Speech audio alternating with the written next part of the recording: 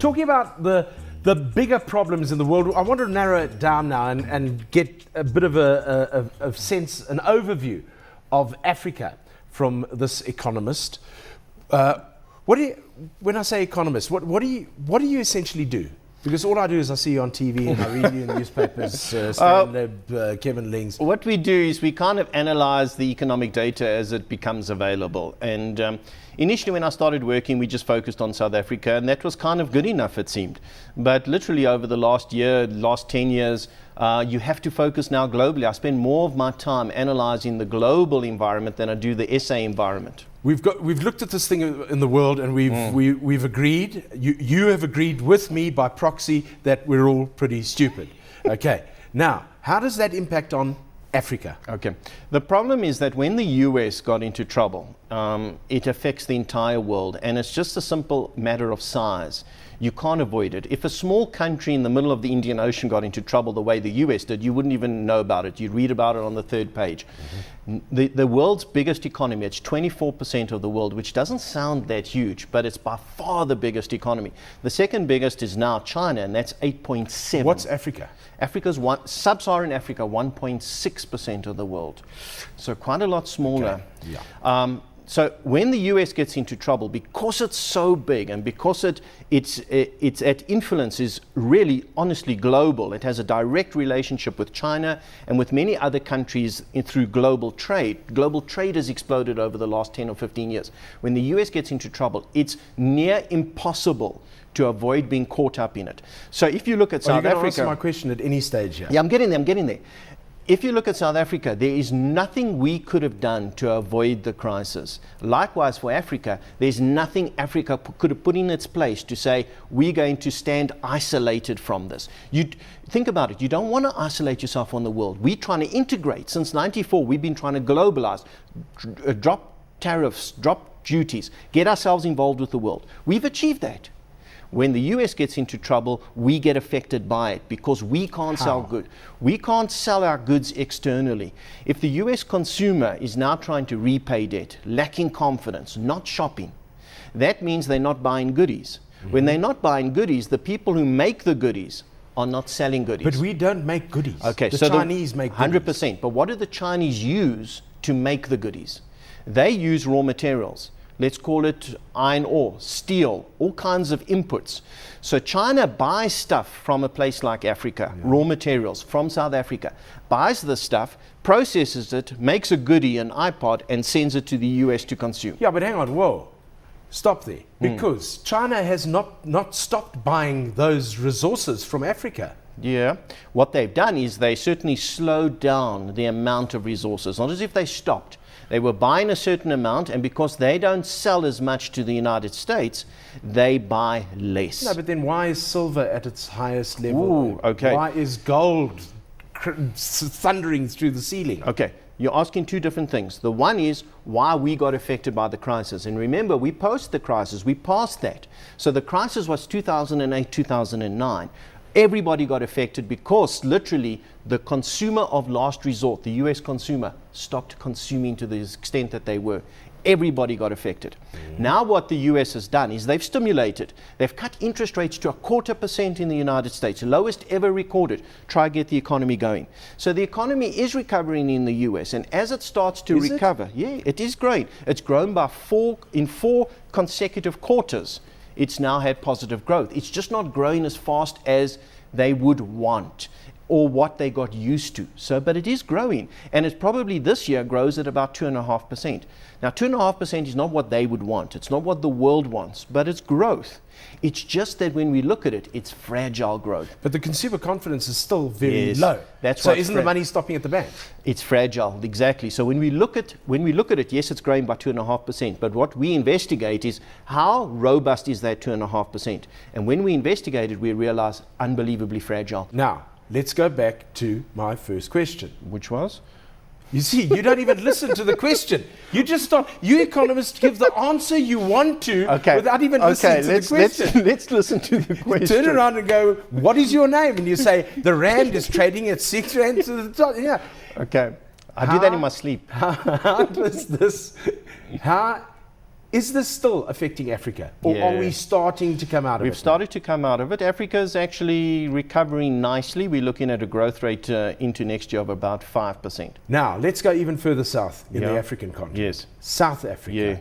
How does the oak who didn't pay his bond in America affect me, who is paying my bond here in South Africa? Okay, there are two very important effects, and I keep saying there's nothing you can do to avoid this. The one is a physical effect.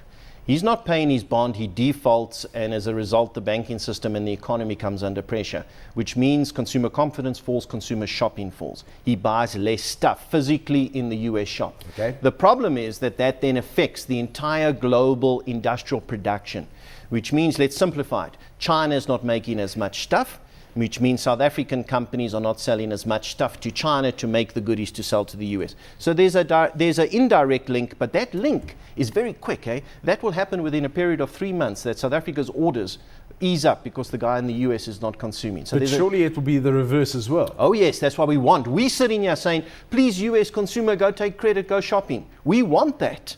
We want the consumer to take more debt. But if they're going to just take more credit then the cycle's just going to start again. Exactly. Here's this bizarre thing. All of the policies designed in the US are designed to get the US shopping, US consumer shopping, get the US to take credit. But that's what got them into the trouble in the first place.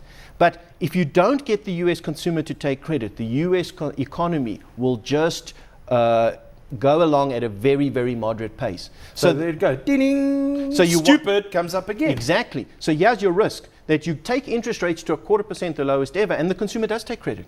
And they take credit, and they take credit, and before you know, you're back in the trouble, and then you have to slow the whole thing down. But right now, Ben Bernanke's not worrying about that. That's the next problem. What he wants right now is for the consumer confidence to pick up, the consumer activity to pick up, them to start employing people and consumers to go shopping. He'll deal with that problem when it arises. What he wants at the moment is for the consumer to get out there. Wait, Kevin. There's something I don't understand. I'm a fairly simple oak. Right. This Ben Bernanke, okay, he's throwing money everywhere. This is true. Does he not see? Is he also stupid? Does he not see that there is another problem coming? Yeah. Is it a question of, do you guys who run economies and are economists, do you only tackle problems when you realize you're face down in them? Okay. Don't you foresee them? Don't you start planning for them?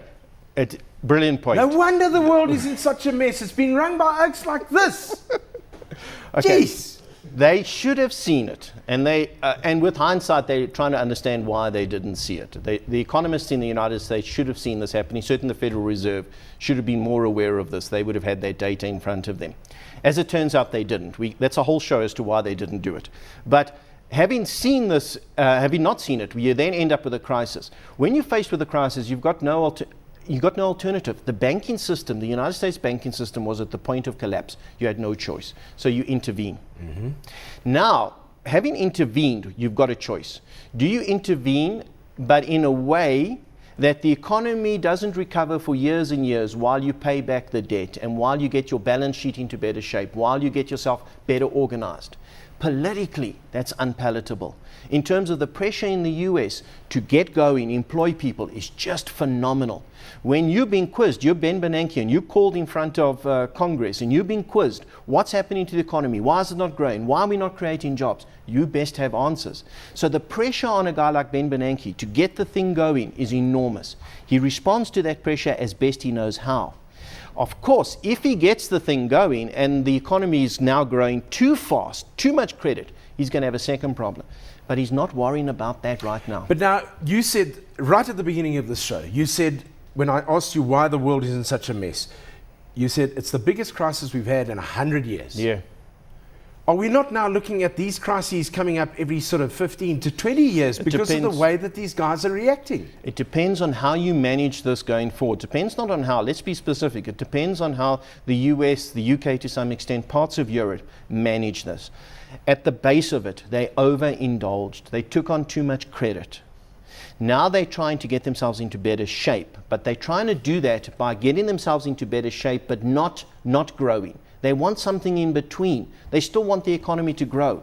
Yeah, so they need to repay debt and grow the economy. You see, This is a basic tenet that I was taught when I was even at school. If you overindulge, you're going to get fat. Yes. If you get fat, to lose the weight, you've got to go to gym. Yes. You've got to get a bit leaner and meaner. Yeah. They aren't getting leaner and meaner. They're just handing out money. Yes. Okay. So they're not losing weight. Yeah. They're still fat. So there's an argument that I'm says... not saying that there's anything wrong with fat people. Let's not even go there. Let's not even start that whole argument. Okay. I'm fat. Okay. I don't go to gym. I'm not lean and mean, but I do pay my bond. So there's an argument that says that they should have allowed for a more complete recession, a more complete collapse of the economy, a deeper recession, so that people then get rid of that debt and they get themselves into better shape. They get lean and mean. But when you do that, there is a price that you pay in an economy. And what happens is more unemployment, more business failures. And you're underestimating the pressure within the US, the political pressure to get this economy going. So is this all about politics? A big part of it is politics. You don't want 10 million people, new people unemployed. You don't even want the 8.4 million that you've got. So as soon as you start to lose jobs in the United States, the pressure builds. We've got to get this economy going. We can't tolerate being in the doldrums, even though we are cleaning up balance sheets and getting ourselves into better shape by doing that. But you see, the thing that worries me, and it's something that we should maybe touch on another show, is the people who really take the pain here are the people who for years and years worked and paid their mortgages and paid off their debt and put money away into savings in the hope that they were going to live with the interest of those savings. Yes.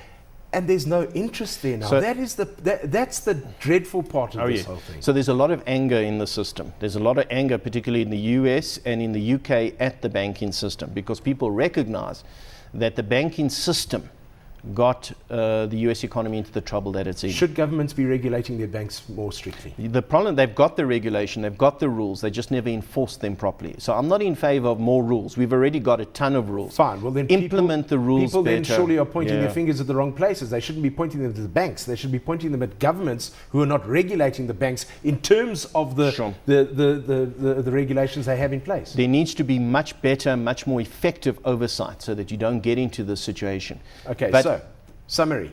A, it's all the politicians' fault. To some extent, yes. No, don't. You see, you're doing the economist thing again.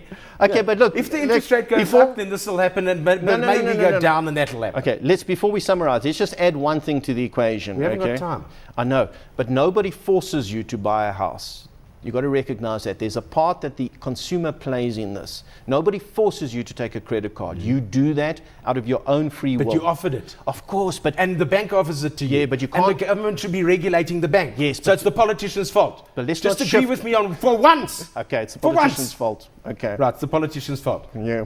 Secondly, yes, we're all stupid. To some extent. No, we're all stupid. Okay. I'm gonna browbeat you. All right, it's the politician's fault and we're all stupid. Thank you. That was a very nicely rounded overview. Thank you very much for that, Kevin. Pleasure. I do appreciate it.